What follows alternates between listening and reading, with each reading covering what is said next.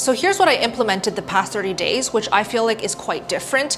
I usually eat OMAD or 2MAD, 1 meal a day or 2 meals a day. And I typically will eat 2 meals a day during the week leading up to my period and all throughout my period.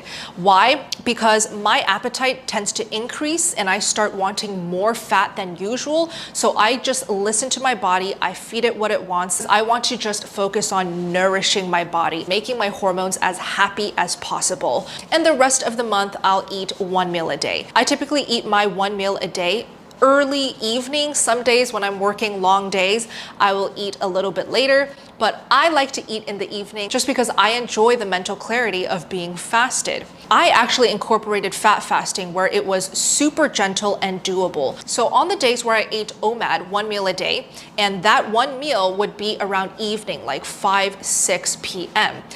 The whole day before eating that meal, I would be fat fasting. So I would be eating nothing but pure fat. And when you eat pure fat like butter, tallow, ghee, lard throughout the day, that does not break your fast. So you still get to feel all of the benefits of fasting, but it is so gentle on your body. It is still so nourishing for your hormones.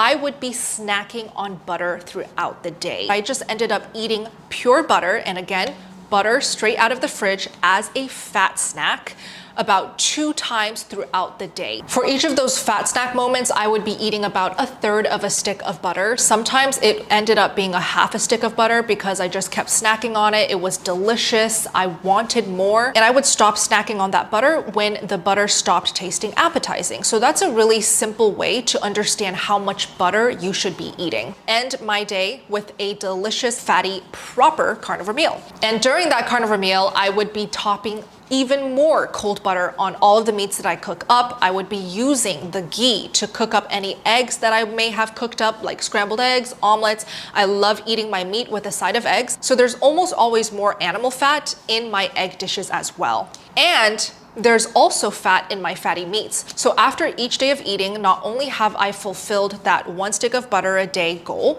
so 113 grams, but on top of that, I also have the fat in my meats, the ghee in my eggs. So I probably ate about 180 plus grams of fat every single day for the past 30 days.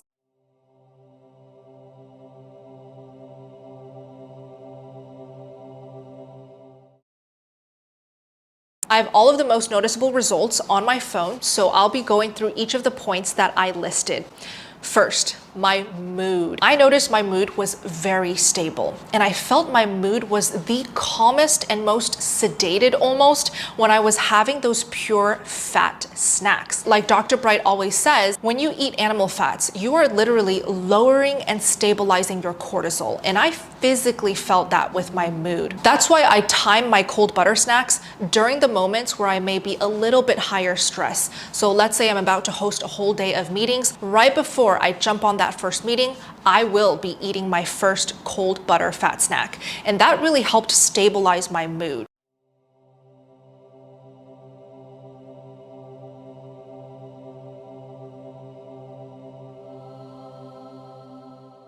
Next thing all the butter really impacted was my sleep.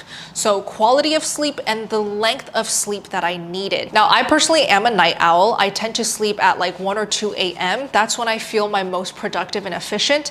But when I started having more butter, I wanted to sleep earlier. And when I sleep earlier, I obviously get to wake up earlier. So I do feel like eating more fat really resets our circadian rhythm. I didn't have to force myself to sleep earlier. I just started feeling calmer, ready to unwind, and ready to go to bed about 3 to 4 hours before I usually sleep.